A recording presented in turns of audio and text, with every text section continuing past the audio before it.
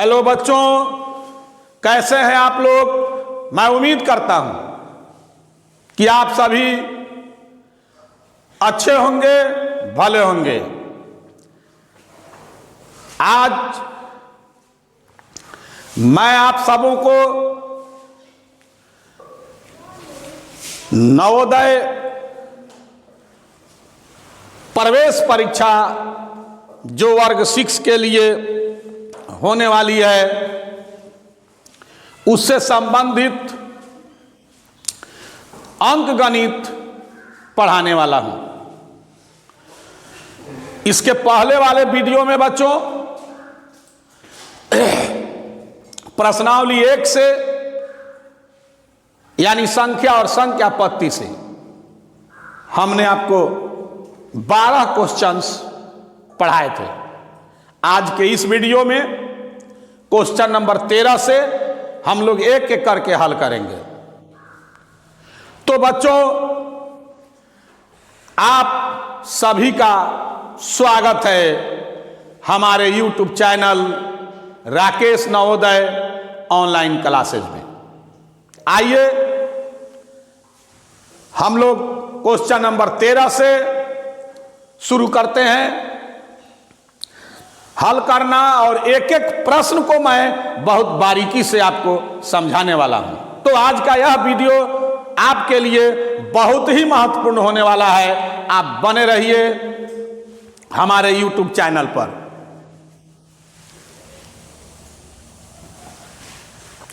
तो बच्चों, प्रश्न 13 आप देख रहे हैं। पहले हम लोग प्रश्न 13 को हल करेंगे।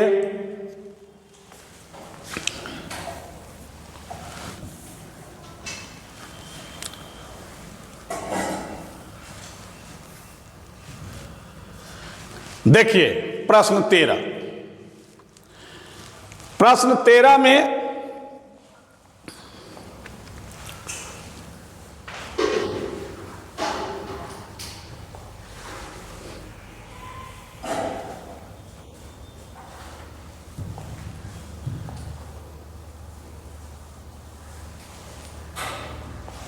देखिए प्रश्न 13 प्रश्न है 1 से 7 तक कितनी अभाज्य संख्याएं हैं। ऐसे प्रश्न पहले भी हम लोग देखे हैं, अभी देख रहे हैं 1 से 7 तक कितनी अभाज्य संख्याएं हैं। तो बच्चों, अभाज्य संख्या क्या होती है ये आप जानते हैं। वैसी संख्या जिसके केवल 2 अपवर्तक हो, या कहिए कि जिसके केवल और केवल 2 ही गुणनखंड हो। मतलब कि या तो 1 से कटे या स्वयं से कटे, बाकी किसी से ना कटे, तो उसको हम लोग अभाज्य संख्या कहते हैं, रूढ़ संख्या कहते हैं, असंयुक्त संख्या कहते हैं। ठीक है। तो 1 से 7 तक कैगो अभाज्य संख्या होगा बच्चों, कितने अभाज्य संख्या होंगे। तो पहले गिनती लिख कर देख लेते हैं। 1 2 3 4 5 6 7। तो 1 से 7 तक, तो 1 से 7 तक में अभाज्य संख्या कौन है? 2 है, जो सबसे छोटी अभाज्य संख्या है। इसको हम लोग सम अभाज्य संख्या भी कहते हैं। 3 है, 5 है, और 7 तक पूछ रहा है तो 7 को भी ले लेंगे। और इस तरह अभाज्य संख्या कितने हो गए 1 से 7 तक? तो 1 2 3 और 4। कितनी हो गई? 4। तो बच्चों, इस प्रश्न का सही उत्तर होगा सी। ठीक है। अब हम लोग क्वेश्चन नंबर 14 को देखेंगे। देखिए 14 नंबर क्वेश्चन ये कह रहा है 5,09,408। कितना? 5,09,408। इसको अंकों में लिखना है, बिल्कुल सिंपल है। तो 5,09,408 लिखना है। तो हम लोग क्या लिखें? 8। 400 है तो 0, यहाँ होगा 4, 9,000 है तो 9 लिख दिया, और 5 लाख है तो यहाँ एक 0 लगाएंगे और यहाँ लिखेंगे 5। अब थोड़ा पढ़ के देखिए बच्चों कितना हुआ। तो इकाई, दहाई, सैकड़ा, हजार, 10,000, लाख, क्या पढ़े जाएंगे इसको? 5,09,408, 5,09,408। तो देखते हैं यह किस ऑप्शन में है। तो किस ऑप्शन में है? तो ऑप्शन नंबर 1 माने ए, ये सही है, 5,09,408। अब देखते हैं क्वेश्चन नंबर 15 को। तो क्वेश्चन नंबर 15 देखिए। क्वेश्चन नंबर 15 में क्वेश्चन है कि 4,265 को 10 के घात का प्रयोग करके विस्तार से लिखना है। तो विस्तार से लिखने के लिए इसको क्या करेंगे? पहले तो हम संख्या को ले लेते हैं। यहां 4,265 हो गया, 4,265। अब इसको 4 को हम लोग लिखते हैं तो ये कितना है? 4,000। उसके बाद 2 को लेते हैं तो ये है 200। उसके बाद 6 को लेते हैं तो ये है दहाई पर तो 60 होगा। अब 5 को लेते हैं, ये इकाई पर है तो 5 होगा। क्लियर? अब 10 के घात में लिखना है तो 4 गुना 10 लिख दे, प्लस 2 गुना 10 लिख ले, प्लस 6 गुना 10 लिख ले, प्लस 5 गुना 10 लिख ले। अब 10 पर घात कितना होगा? तो इसमें 3 जीरो हैं तो घात क्या होगा? 3। इसमें 2 जीरो है तो घात होगा 2। इसमें 1 जीरो है तो घात होगा 1, और इसमें कोई जीरो नहीं है तो घात क्या होगा? 0। और इस तरह ये आंसर बनकर तैयार है। अब देखेंगे कौन सा ऑप्शन सही है। तो बच्चों इसमें कौन सा ऑप्शन सही है? तो इसमें ए सही है। कौन सही है? ए। देखिए 4 गुना 10 का पावर 3, बिल्कुल ठीक है।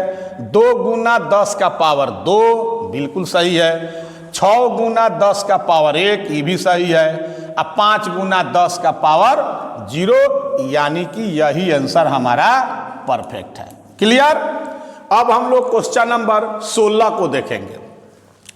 क्वेश्चन नंबर 16 क्या कह रहा है ये देख लीजिए।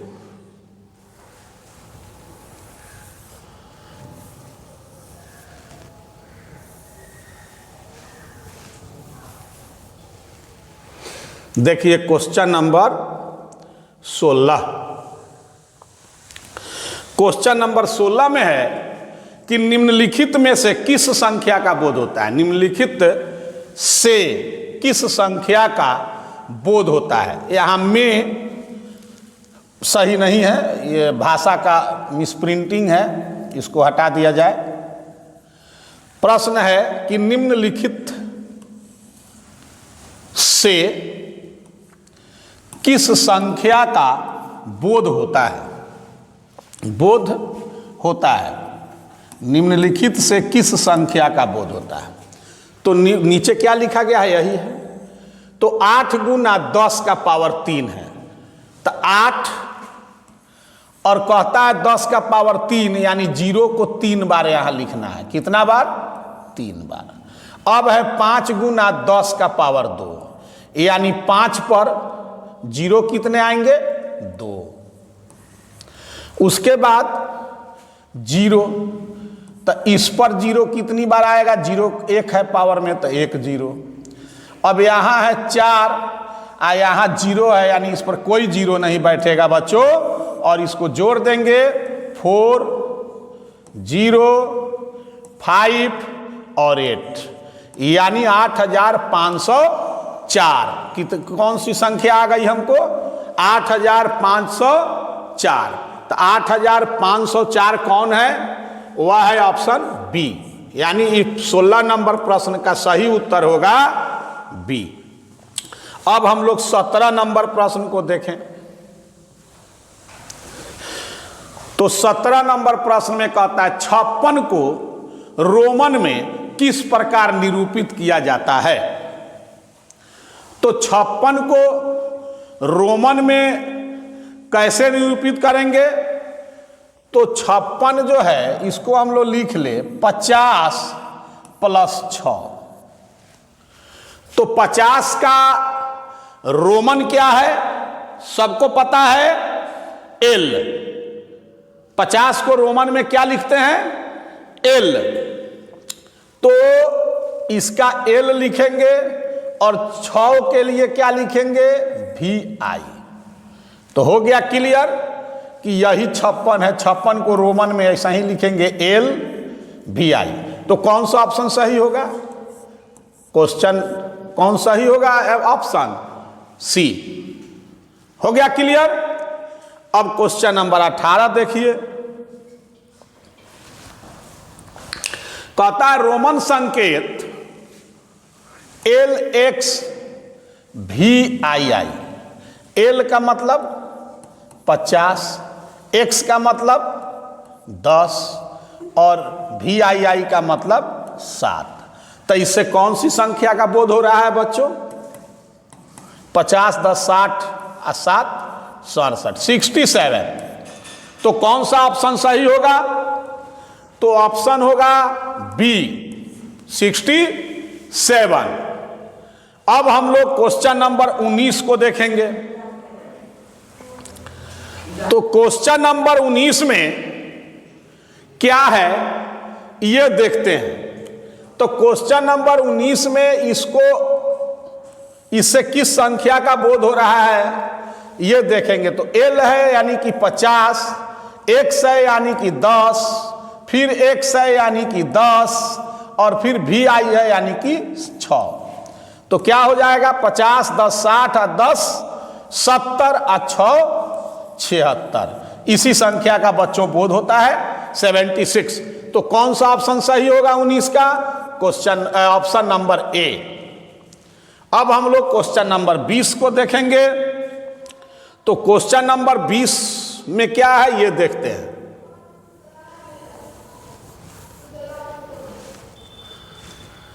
क्वेश्चन नंबर 20 को देख लें।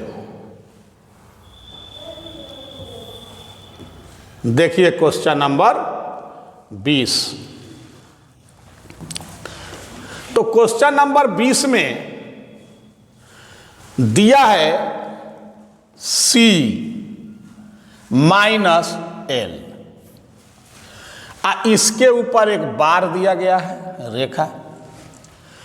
तो रोमन में एक नियम है कि जिस भी रोमन संकेत के ऊपर अगर ऐसा बार रहे तो उस रोमन का संकेत का वैल्यू जो है वह 1000 गुना बढ़ जाता है। यानी C का क्या होगा? 100। और जब इसके माथे पर ये बार है तो इस 100 का वैल्यू 1000 गुना बढ़ जाएगा। यानी कि इसमें 1000 से गुना हो जाएगा। अब है माइनस। एल का क्या होगा? 50। क्या होगा एल का? 50। इसके माथे पर भी चिन्ह है तो इसका वैल्यू 1000 गुने बढ़ जाएगा 50 का। यानी कि 50 गुना 1000। अब बच्चों जब गुना करेंगे तो ये आएगा 100,000। ये कितना होगा? 100,000। अगर 1000 में देखते हैं तो ये हो गया 100,000 और माइनस ये होगा 50,000। ये कितना हुआ? 50,000। तो अब 100,000 में से 50,000 घटेगा तो कितना आएगा बच्चों? 50,000 आ जाएगा। कितना आएगा? 50,000। देख लिए। अब देखना है कि इसमें 50,000 कौन सा ऑप्शन है तो ऑप्शन नंबर ए। तो 20 नंबर प्रश्न का सही उत्तर क्या होगा? ए। अब 21 को देखते हैं। देखिए 21 को, 21 में कहता है 99 को रोमन लिपि में किस प्रकार लिखा जाता है? तो 99 को रोमन लिपि में कैसे लिखेंगे? तो ये थोड़ा सा डिफिकल्ट है, लेकिन रोमन के लिखने के सिस्टम से हम आपको बता रहे हैं। तो सबसे पहले इसको दो भाग में तोड़ लेते हैं, 90 प्लस 9 तो हो जाएगा बच्चों कितना? 99। तो अब 90 के लिए हम लोग लिखते क्या है? सी यानी 100, इधर लिख देंगे x, मतलब 100 में से 10 को माइनस करेंगे तो ये क्या हो गया? कितना हो गया ये? 90। और 9 के लिए इसके बगल में लगा देंगे ix, तो 9 हो गया। यानी 90 या 9 कितना हो गया? 99 का बोध यही कराएगा। कौन होगा 99? x c ix, ये है आपका 99। कोई डाउट, कोई दिक्कत? 99 को रोमन में यही लिखेंगे x c ix, और इस तरह ऑप्शन नंबर बी बिल्कुल सही है। ठीक है, अब देखते हैं 22 नंबर प्रश्न को देखिए। कहता यदि संख्या 3, 4 और यहां खाली जगह है 2, 4, 9 से विभाजित हो तो रिक्त स्थान का अंक क्या होगा? तो 9 से विभाजता के नियम का उपयोग कर लेते हैं। तो 9 से विभाजता का नियम है कि यदि संख्या के अंकों का योग, संख्या में जो अंक प्रयुक्त हुए हैं उनके सभी अंकों का योग यदि 9 से पूर्णतः विभाजित हो जाती है तो निसंदेह वह संख्या भी 9 से पूरी पूरी विभाजित होगी। तो हम इसके अंकों को जोड़ते हैं। पहले है 3 प्लस 4 प्लस, ये तो खाली जगह है, इसको अभी छोड़ा जाए, 2 प्लस 4, कितना आया बच्चों? 3 4 7, 7 और 2 9, 9 और 4 13। तो हमको दिखाई दे रहा है कि ये 13 9 से नहीं कट सकता है। तो देखेंगे कि 13 के बाद कौन सी संख्या आएगी जो 9 से कटेगा। तो बच्चों 13 के बाद संख्या जो आएगी और 9 से कटेगी वह होगी 18। तो 13 में कितना जोड़ने से 18 आएगा ये देख लेना है। तो निश्चित रूप से 13 में 5 जोड़ने पर हमको क्या मिलेगा? 18, जो 9 से पूरी पूरी कटेगी। इसका मतलब यह है कि इस खाली जगह पर, इस खाली जगह में हमको क्या डाल देना है? हमको डाल देना है 5। क्या डाल देना है? 5। अब 5 डालेंगे तो निश्चित रूप से ये पूरी संख्या 9 से कट जाएगी। कैसे? तो जब हम 5 डालेंगे तो ये हो जाएगा 3 4 5 2 और 4। अब इसके अंकों को जोड़ेंगे तो 3 प्लस 4 प्लस 5 प्लस 2 प्लस 4, तो 3 और 4 7, 7 5 12, 12 और 2 14, और 14 और 4 18। अब ये 18 चूंकि 9 से कट रहा है, पूरी पूरी विभाजित हो रही है, इसलिए ये संख्या भी 9 से पूरी पूरी विभाजित हो जाएगी। और इसलिए खाली जगह पर हमने क्या भरा? 5। तो यही 5 इस प्रश्न का सही उत्तर होगा, और इस प्रश्न का सही ऑप्शन है सी। क्लियर?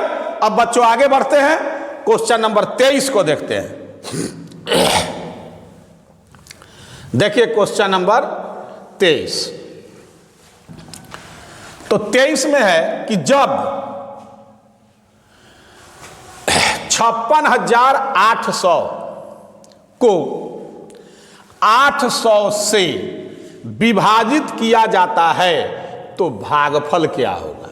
तो बिल्कुल सिंपल है, भाग दे देते हैं 56,800 और इसको भाग देते हैं 800 से, तो 8 सत्ते 56,100 हो जाएगा। अब घटेगा 0, 8 और ये कट जाएंगे, एक अंक है 0 उतार ले, 800 से 1 देंगे 800। अब ये क्या होगा? कट गया। भागफल कितना आ गया बच्चों हम लोगों को? 71 और इसका सही उत्तर होगा बी। अब देखते हैं क्वेश्चन नंबर 24। क्वेश्चन नंबर 24 को देखते हैं, थोड़ा बड़ा कर लेते हैं कि आपको भी स्क्रीन पर साफ साफ दिखेगा। थोड़ा सा और छोटा किया जाए।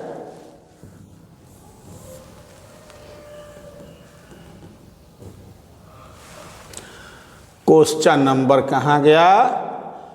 24। चलिए देखिए 24 को।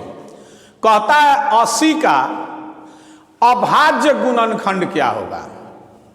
यानी अभाज्य गुणनखंड का मतलब है कि 80 को इतने छोटे छोटे टुकड़ों में बांटना कि अब उनके जो छोटे टुकड़े हुए उस टुकड़े का भी और ज्यादा छोटा टुकड़ा ना हो सके, तब हम कहेंगे कि हमने 80 का अभाज्य गुणनखंड निकाला है। तो कैसे 80 का अभाज्य गुणनखंड निकलेगा? तो हम लोग निकाल कर आपको बताते हैं, देखिए कैसे निकालना है। तो 80 2 से देंगे 40, फिर 2 से देंगे 20, फिर 2 से देंगे 10, फिर 2 से देंगे 5, और इस तरह 80 का जो अभाज्य गुणनखंड हमें प्राप्त होगा वो है 2 गुना 2 गुना 2 गुना 2 और गुना 5, यानी कि 1 2 3 4 गो 2 आएगा और एगो 5 आएगा। तो ये ऑप्शन किसमें है जिसमें 4 गो 2 और 1 5 है? तो वह है यहां ऑप्शन नंबर ए, और इस 24 नंबर प्रश्न का सही उत्तर होगा बच्चों ए, ऑप्शन ए। अब देखते हैं क्वेश्चन नंबर 25 को। क्वेश्चन नंबर 25 देखिए, कहता है 4 अंकों की अधिकतम संख्या क्या होगी जो 91 से पूर्णतः विभाजित होगी? तो कुछ नहीं करना है बच्चों, 4 अंकों की अधिकतम संख्या यानी बड़ी से बड़ी संख्या लिख लेना है। तो हम बताए हैं कि जितने अंकों की बड़ी संख्या लिखनी हो उतना 9 लिख लेंगे। तो चूंकि 4 अंकों की बड़ी संख्या लिखनी है तो 4 गो 9 लिख लिया। अब भाग किससे देना है? तो 91 से देना है। तो अब 91 से भाग दे दिया जाए तो 1 मर्तबे जाएगा, 91 घटेगा तो 8 कट गया, फिर 9 आएगा। अब तो भाग नहीं लगेगा, ये छोटा है, 1 अंक उतारने के बाद भी भाग जब 9 लगे तो नियम है कि यहाँ 0 बैठा कर फिर दूसरा अंक भी हम लोग उतार लेते हैं। अब जो है 9 से फिर लगाते हैं। किससे लगाए? 9 से। तो 9 एकम 9 और 9 नवा 81। अब 9 में से 9 गया 0 और 9 में से 1 गया 8। अब यदि यही 80 नहीं होता, मतलब ये कि ये संख्या जो है यहाँ, ये अगर 80 कम रहता तो निश्चित रूप से 91 से 109 मर्तबे कट जाता। तो अब संख्या निकालने के लिए हम लोग क्या करेंगे?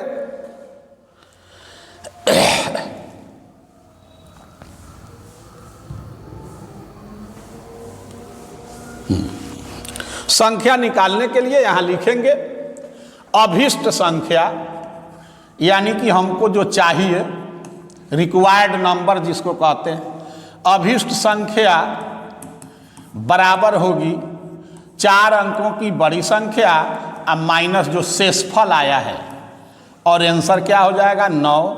9 में से 8 गया 1, 9 और 9। बच्चों यही आपका परफेक्ट आंसर होगा 9919।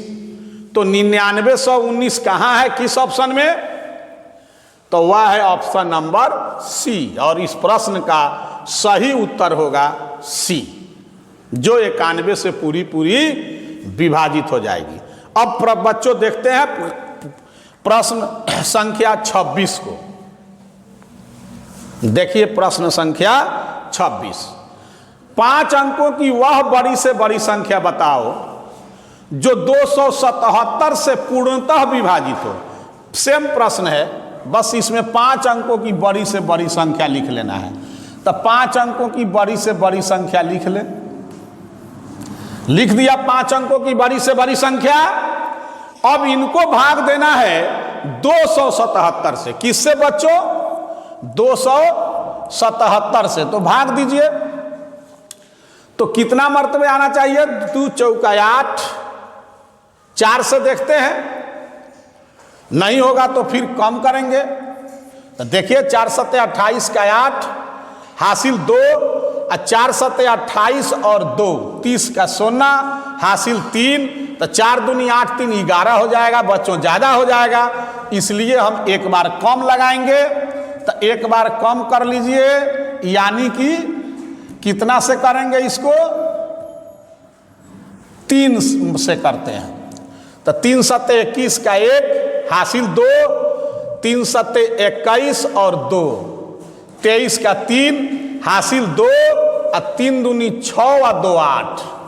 अब घटा लेंगे, 9 में से 1 गया 8, 9 से 3 गया 6 और 9 में से 8 गया 1। अब एक अंक उतार लिया जाए, यानी ये हो गए बच्चों 1689। अब 277 से लगाना है, तो कितना मर्तबे लगेगा?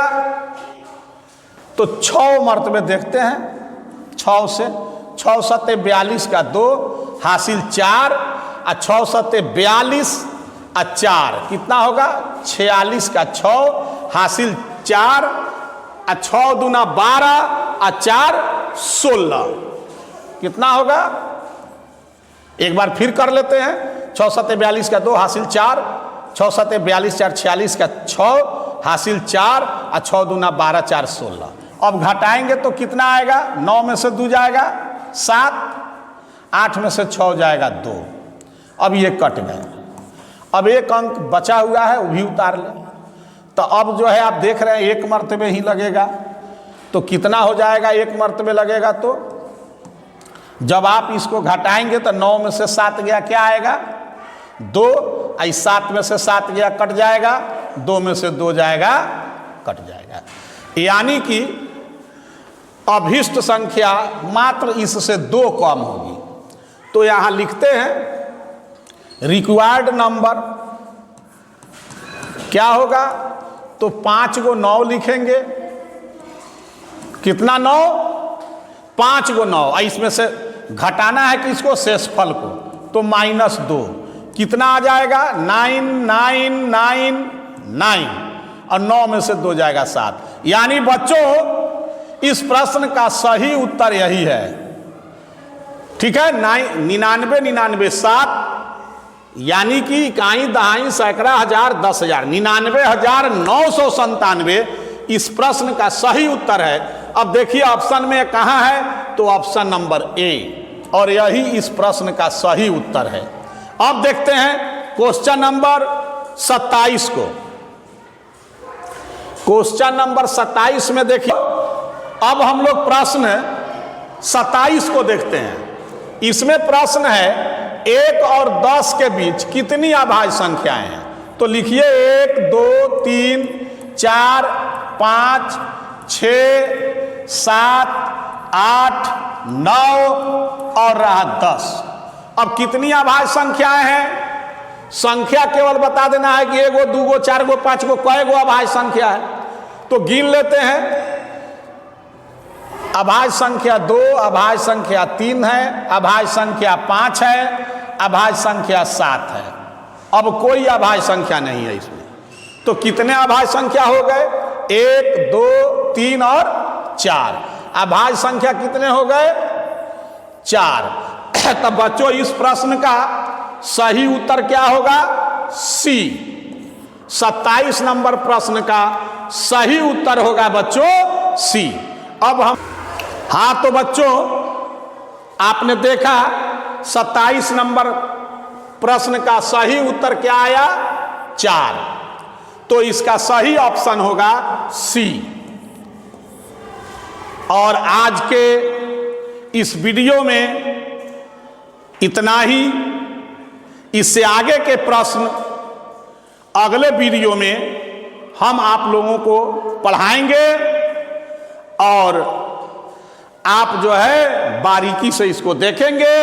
हमें विश्वास है कि आप इस वीडियो को ज़्यादा से ज़्यादा शेयर करेंगे, लाइक करेंगे, सब्सक्राइब करेंगे और अधिक से अधिक समय इसको पढ़ेंगे और पढ़कर इससे लाभ उठाएंगे। और आने वाले जो एंट्रेंस एग्जाम है उसको आप हर हाल में फतह करके दिखाएंगे। तब तक के लिए धन्यवाद। जय हिंद बच्चों।